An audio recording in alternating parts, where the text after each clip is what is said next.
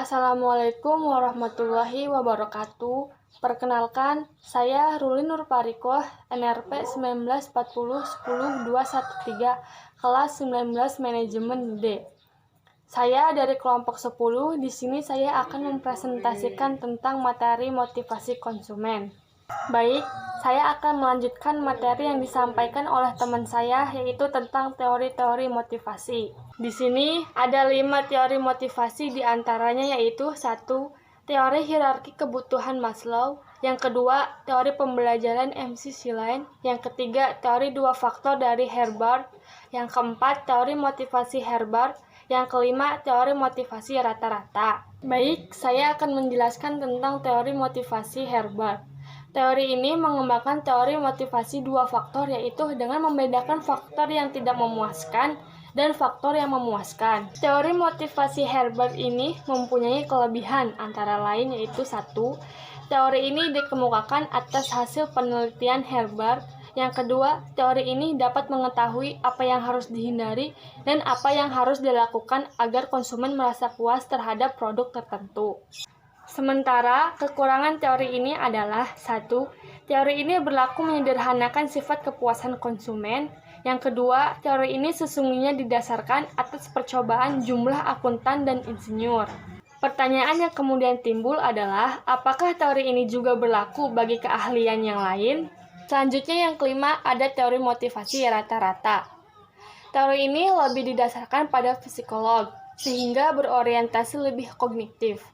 Jadi, pada satu sisi dari rangkaian kesatuan proses perlawanan, ada usaha untuk menjelaskan fenomena seperti mengapa orang-orang merasa senang setelah melakukan sesuatu yang menakutkan.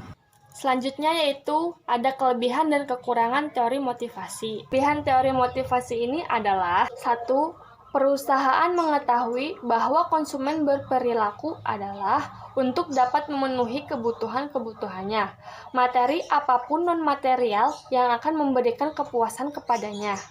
Yang kedua, kebutuhan konsumen berjenjang sesuai dengan kedudukan ataupun sosial ekonominya. Yang ketiga, perusahaan akan lebih mudah memberikan alat motivasi yang paling sesuai untuk merangsang kebutuhan konsumennya. Dan kekurangan teori motivasi ini adalah 1. Kebutuhan manusia menurut teori ini adalah berjenjang atau hierarkis. Tetapi dalam kenyataannya, konsumen menginginkan tercapai sekaligus dan kebutuhan manusia itu merupakan siklus. Seperti ketika kita lapar, maka kita akan makan. Kemudian lapar lagi, dan kita pun akan memakan lagi. Walaupun teori ini populer, tetapi belum diuji kebenarannya. Karena Maslow mengembangkannya hanya atas dasar pengetahuannya saja, jadi belum pernah diuji kebenarannya. Baik, selanjutnya ada sasaran tujuan. Sasaran adalah hasil yang diinginkan dari perilaku yang didorong oleh motivasi. Sasaran umum yaitu kelas atau kategori. Sasaran umum yang dipandang konsumen sebagai cara untuk memenuhi kebutuhannya. Analisis sasaran hasil atau main end analysis merupakan cara lain untuk meninjau paradigma sasaran kebutuhan.